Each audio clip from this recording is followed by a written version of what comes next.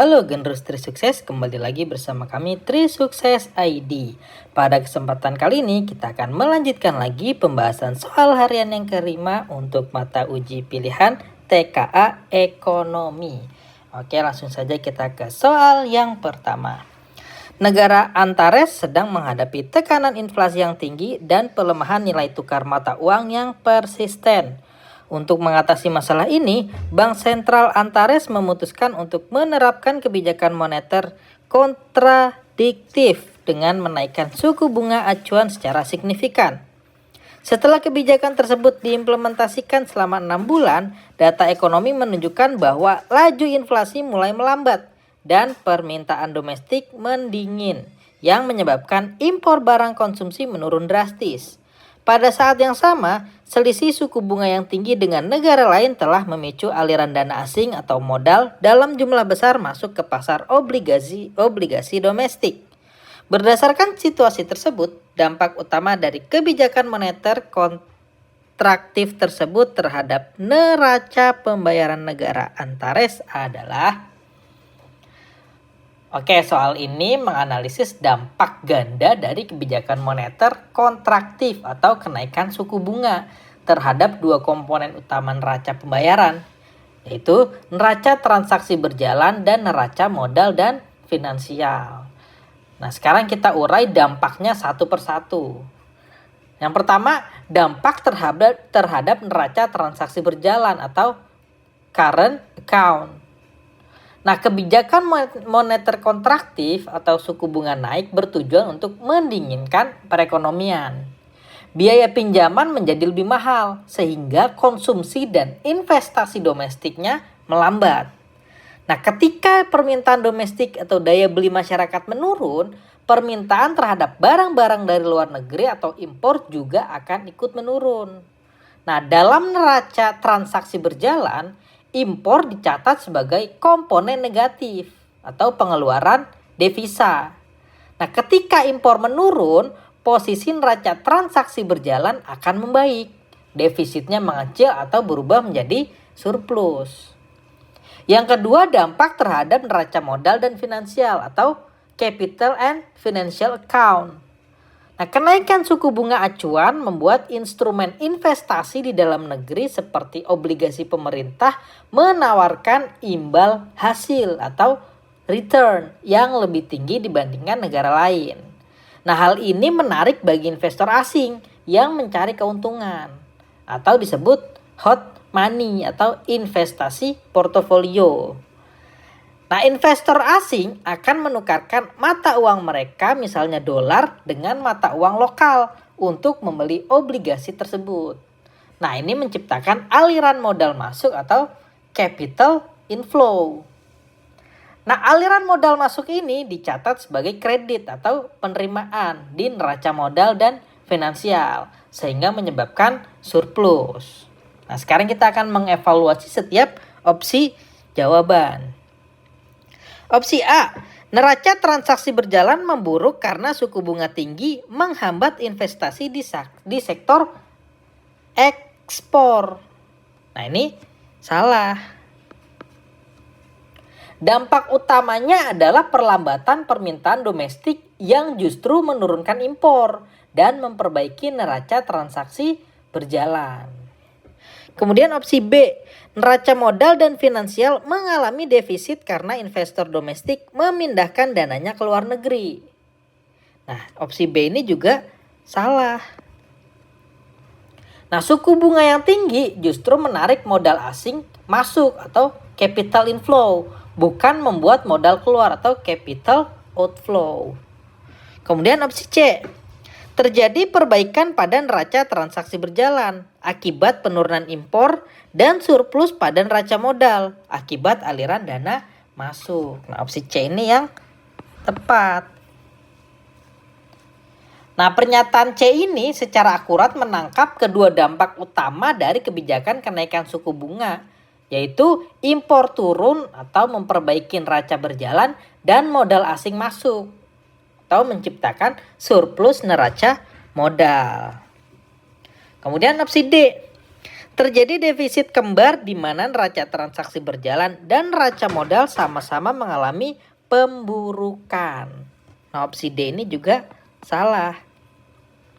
Defisit kembar atau twin deficits biasanya merujuk pada defisit fiskal atau anggaran dan defisit transaksi berjalan yang terjadi secara bersamaan yang tidak sesuai dengan skenario.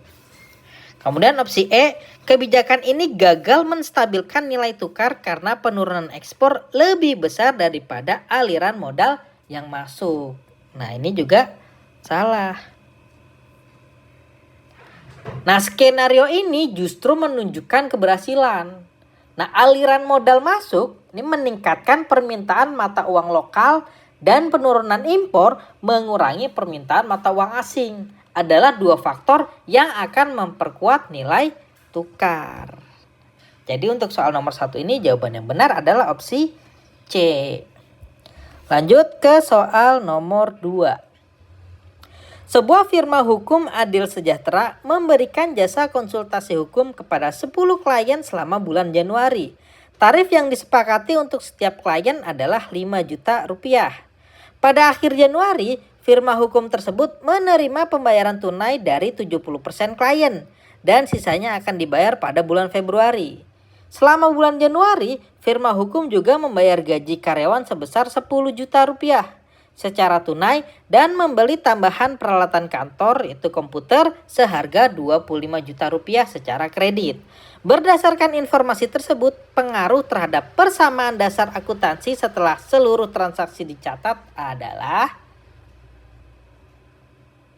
Oke, soal ini menguji pemahaman kita tentang persamaan dasar akuntansi. Nah, aset berarti sama dengan kewajiban ditambah ekuitas. Nah, kita perlu menganalisis setiap transaksi satu per satu untuk melihat dampaknya terhadap ketiga komponen tersebut. Yang pertama yaitu transaksi jasa atau pendapatan. Firma memberikan jasa kepada 10 klien. Setiap kliennya 5 juta rupiah. Berarti total pendapatan jasa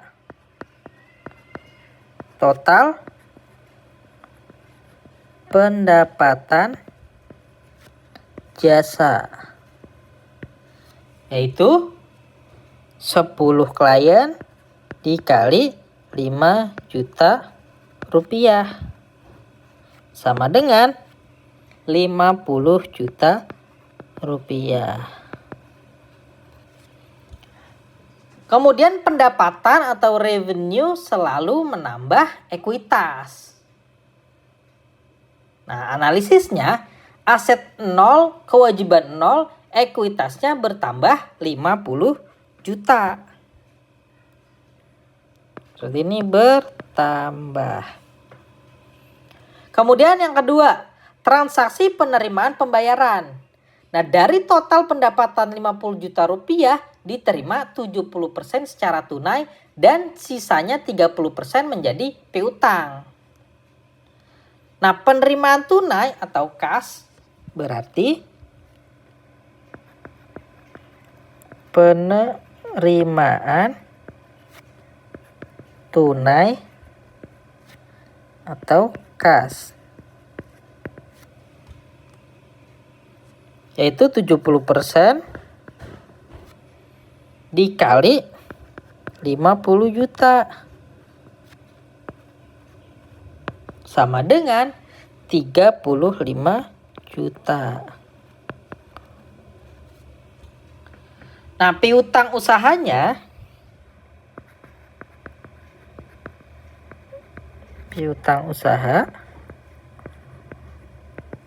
yaitu 30%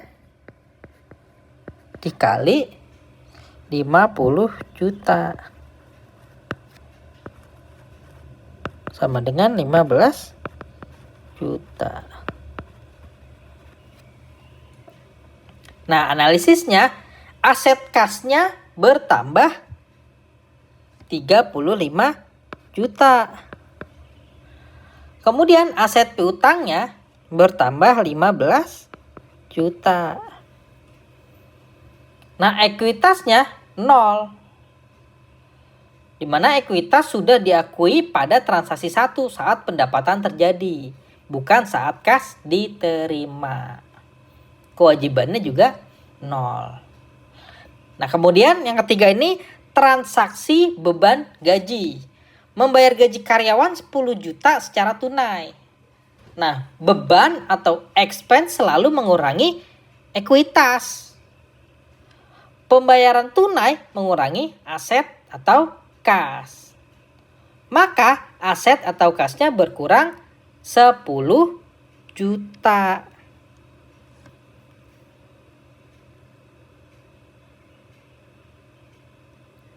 Aset atau kasnya berkurang 10 juta. Kewajibannya 0, ekuitasnya juga berkurang 10 juta beban gaji.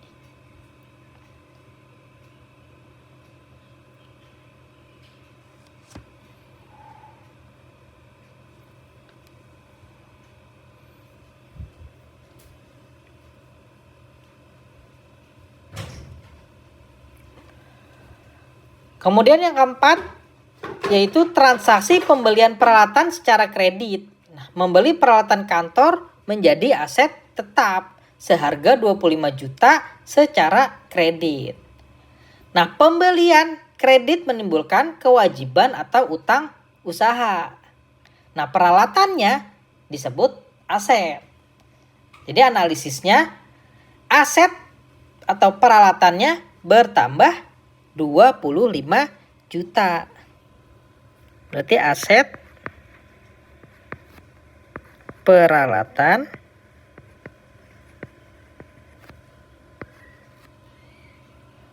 bertambah 25 juta. Nah, kewajibannya yaitu utang usahanya bertambah menjadi 25 juta. Kewajibannya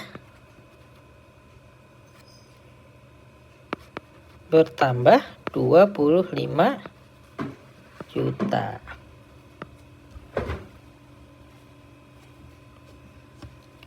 Ekuitasnya 0. Nah, sekarang kita akan merekap total perubahan. Nah, kita jumlahkan semua perubahan pada masing-masing akun. Total perubahan aset. Yang pertama.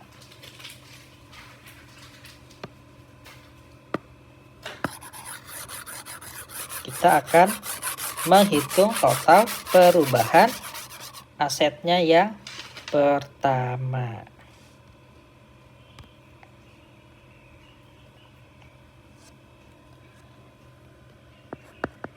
Total perubahan aset.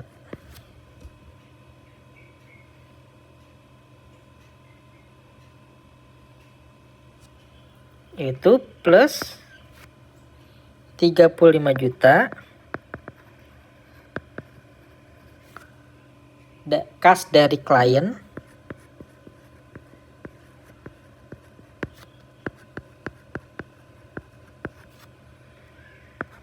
Kemudian plus 15 juta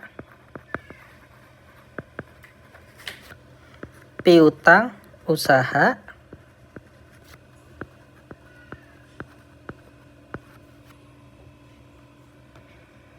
Minus 10 juta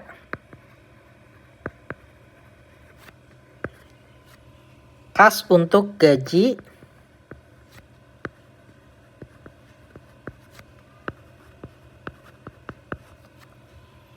Kemudian plus 25 juta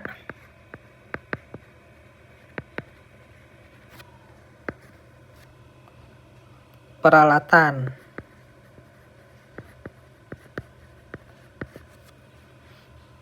totalnya menjadi 65 juta. Kemudian total perubahan kewajiban. Total perubahan kewajiban.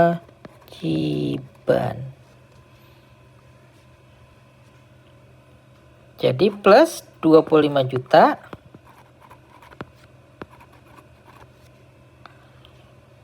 utang usaha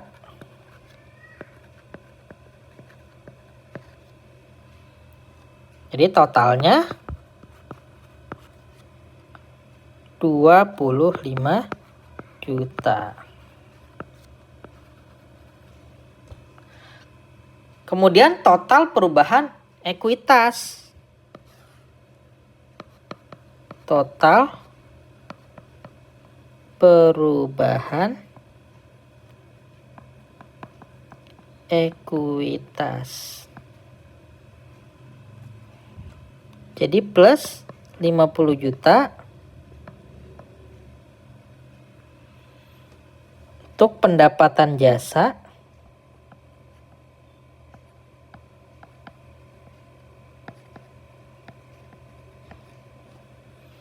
Kemudian minus 10 juta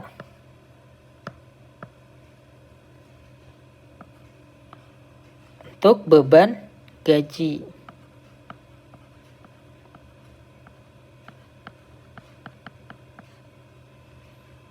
Jadi totalnya sama dengan 40 juta. Oke, sekarang kita akan mengecek persamaan akuntansinya menggunakan rumus yang tadi. Aset sama dengan kewajiban ditambah ekuitas. Asetnya 65 juta. Sama dengan kewajibannya 25 juta ditambah ekuitasnya yaitu 40 juta. Nah, berarti asetnya 65 juta sama dengan kewajiban ditambah ekuitasnya juga 65 juta. Berarti seimbang. Oke, jadi untuk soal nomor 1 ini, soal nomor 2 ini bisa kita jawab pada opsi yang A. Yaitu asetnya bertambah 65 juta, kewajiban bertambah 25 juta, dan ekuitasnya bertambah 40 juta. Oke, lanjut kita ke soal nomor 3. Perusahaan klinik sehat membeli sebuah mesin ronsen atau X-ray canggih seharga 500 juta rupiah. Pembayaran dilakukan dengan uang muka atau DP tunai sebesar 200 juta rupiah dan sisanya akan dicicil menjadi utang bank. Selain itu, perusahaan juga membayar biaya instalasi, kalibrasi, dan pelatihan operator senilai 30 juta rupiah secara tunai. Sesuai standar akuntansi, biaya-biaya ini dikapitalisasi untuk menambah harga perolehan mesin. Bagaimana pengaruh total dari seluruh transaksi tersebut terhadap persamaan dasar akuntansi? Nah, soal ini menguji pemahaman kita tentang persamaan dasar akuntansi. Sama seperti soal nomor 2. Yaitu aset sama dengan kewajiban ditambah ekuitas. Dan prinsip kapitalisasi biaya. Nah, prinsip kapitalisasi ini ketika sebuah perusahaan mengeluarkan biaya yang dianggap penting untuk membuat aset tersebut siap digunakan dan memberikan manfaat di masa depan, lebih dari satu periode akuntansi. Nah, biaya tersebut tidak dicatat sebagai beban atau expense. Sebaliknya, biaya itu ditambahkan ke harga perolehan aset itu sendiri. Biaya instalasi dan kalibrasi adalah contoh sempurna dari biaya yang dikapitalisasi. Nah, sekarang kita akan menganalisis transaksi satu per satu. Yang pertama, transaksi pembelian mesin ronsen. Yaitu harga perolehan aset peralatan bertambah sebesar 500 juta rupiah. Kemudian aset kas berkurang sebesar 200 juta rupiah untuk DP. Dan kewajiban utang bank bertambah sebesar 300 juta rupiah untuk sisa pembayaran pembelian peralatan tadi. Kemudian yang kedua, transaksi biaya instalasi dan kalibrasi atau kapitalisasi. Nah, biaya ini tidak menjadi beban, melainkan ditambahkan ke nilai aset. Maka aset peralatan bertambah lagi sebesar 30 juta rupiah. Nah, pembayaran dilakukan tunai sehingga aset kas berkurang lagi sebesar 30 juta rupiah.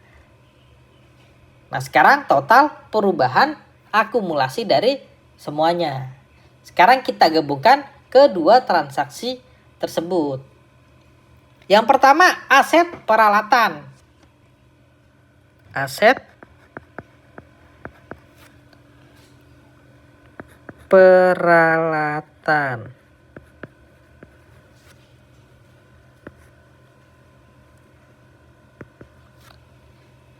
Yaitu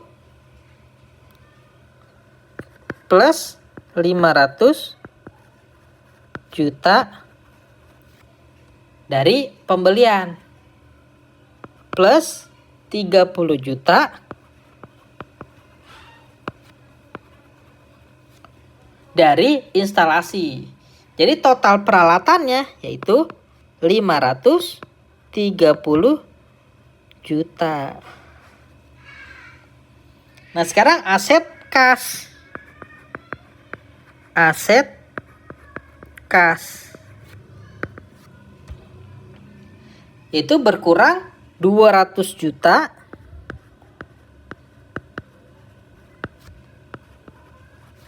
untuk DP dan berkurang lagi 30 juta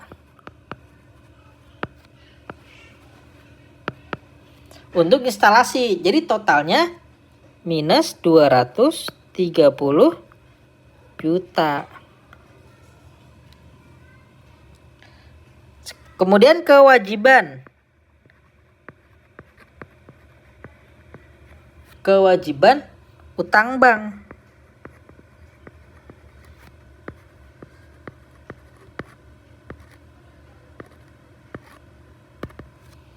Yaitu total uangnya 300 juta.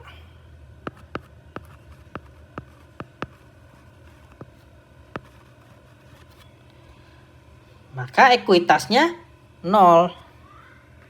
Ekuitas 0 atau tidak ada perubahan. Sekarang kita cek keseimbangannya.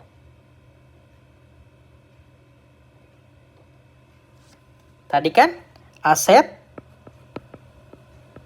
sama dengan kewajiban ditambah ekuitas.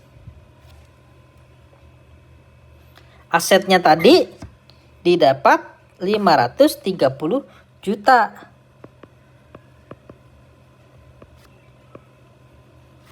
Sama dengan kewajibannya 300 juta. Oh, asetnya tadi 530 juta dikurang 230 juta.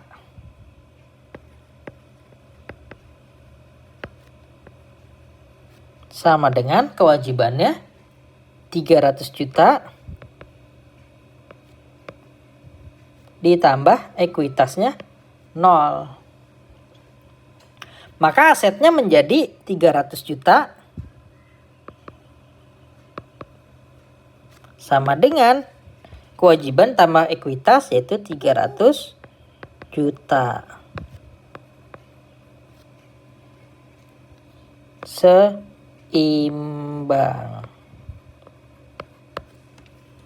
Oke. Jadi jawaban yang paling tepat adalah opsi A, yaitu peralatannya 530 juta, kasnya minus 230 juta, dan utangnya bertambah 300 juta. Kenapa opsi B-nya salah? Karena opsi B ini memperlakukan biaya instalasi 30 juta sebagai beban atau ekuitas. Padahal soal secara eksplisit menyatakan biaya tersebut dikapitalisasi. Jadi soal nomor 3 ini jawaban yang tepat adalah opsi yang A. Betul sekali. Lanjut soal nomor 4. Bengkel Maju Jaya memulai tahun 2024 dengan modal atau ekuitas sebesar 80 juta. Selama tahun berjalan, pemilik Pak Budi mengambil uang tunai untuk keperluan pribadi atau private sebesar 5 juta dan menyetorkan modal tambahan atau investasi sebesar 10 juta. Bengkel juga membeli peralatan baru secara kredit senilai 20 juta dan menerima pinjaman bank baru sebesar 30 juta. Pada 3 Desember 2024, data akuntansi menunjukkan total aset bengkel adalah 150 juta dan total kewajiban adalah 60 juta. Berdasarkan informasi tersebut, pernyataan yang tepat mengenai kinerja Bengkel Maju Jaya tahun 2024 adalah untuk menemukan laba atau rugi bersih selama periode tersebut, kita perlu membandingkan perubahan modal yang seharusnya terjadi berdasarkan transaksi modal dengan modal akhir yang sesungguhnya berdasarkan persamaan akuntansi. Nah, langkah yang pertama, kita harus menghitung modal akhir berdasarkan persamaan akuntansi.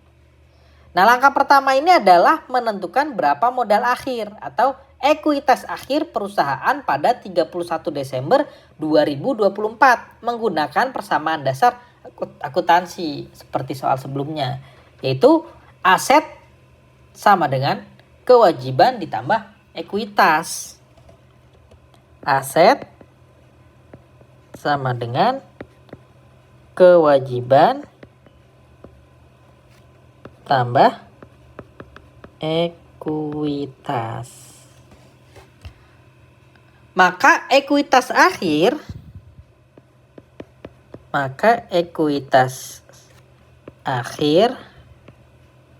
sama dengan aset akhir dikurang kewajiban akhir.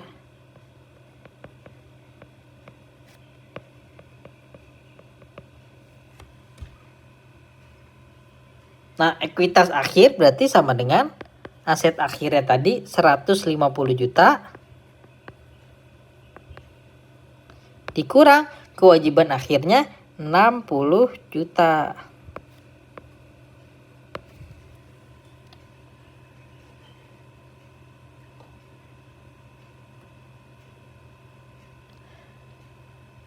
Nah, transaksi pembelian peralatan secara kredit 20 juta dan pinjaman bank 30 juta adalah informasi yang sudah tercermin dalam angka total aset dan total kewajiban akhir. Jadi keduanya tidak mempengaruhi perhitungan laba secara langsung. Berarti ekuitas akhirnya sama dengan 90 juta rupiah. Kemudian langkah yang kedua yaitu menghitung laba atau rugi bersih menggunakan rumus perubahan ekuitas. Nah, langkah kedua ini adalah menggunakan rumus perubahan ekuitas untuk menemukan komponen laba atau rugi yang merupakan selisih antara modal akhir dan pergerakan modal awal, investasi, dan private. Jadi modal akhir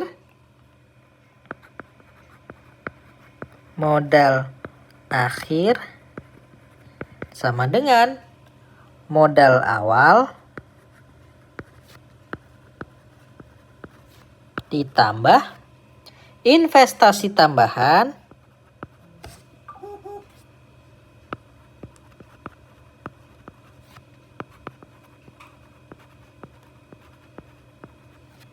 ditambah, dikurang,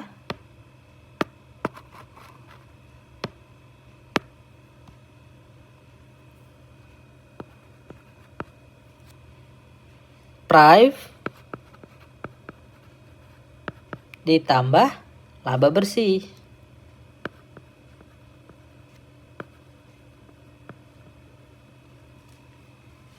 Nah, kita masukkan angka-angka yang sudah diketahui tadi.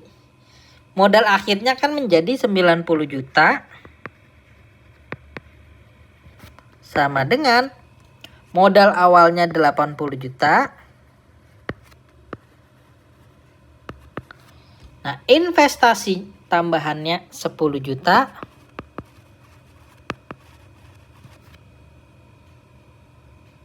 Dikurang price-nya tadi 5 juta. Plus laba bersih.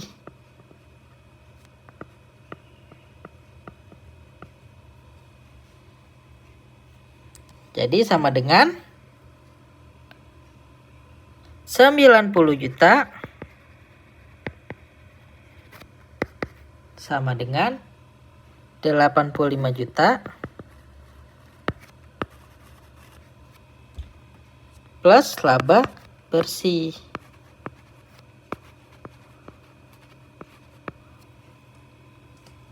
Nah, sekarang kita bisa menemukan laba bersihnya.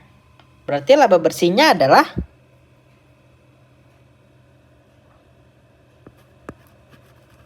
laba bersih sama dengan 90 juta dikurang 85 juta. Yaitu 5 juta. Oke, jadi analisis menunjukkan bahwa modal akhir perusahaan adalah 90 juta dan laba bersih yang dihasilkan selama tahun 2024 adalah 5 juta rupiah. Oleh karena itu pernyataan yang paling tepat adalah opsi yang B. Itu modal akhir bengkel 90 juta dan memperoleh laba usaha sebesar 5 juta rupiah. Oke, selesai sudah pembahasan soal harian kita yang kelima untuk mata uji pilihan TKA Ekonomi.